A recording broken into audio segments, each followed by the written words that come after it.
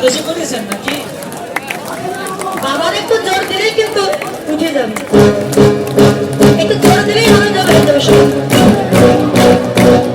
হরে কৃষ্ণ কৃষ্ণ কৃষ্ণ হরে হরে, হরে রাম রাম রাম হরে কৃষ্ণ কৃষ্ণ কৃষ্ণ হরে হরে, কৃষ্ণ কৃষ্ণ হরে হরে।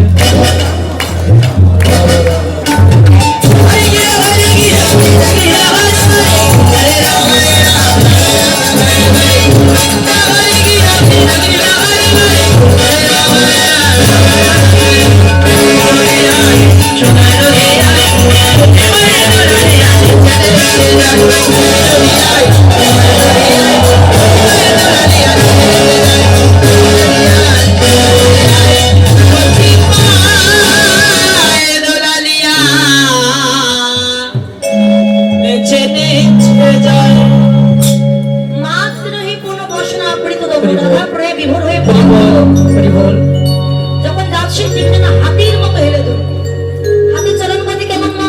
একদম ঠাম্মাদের মতো, দিদিমাদের মতো, একদম ধীর। হাতি চলেন কেমন হবে?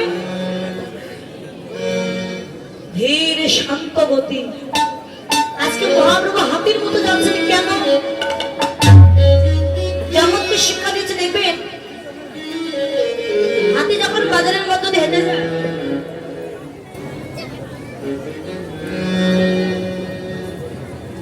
হাতি যখন বাজারের মধ্য দিয়ে যায় বাবা, অনেকগুলো ছাড়া কুকুর আছে, হাতিকে দেখে ঘেউ ঘেউ ঘেউ করে না?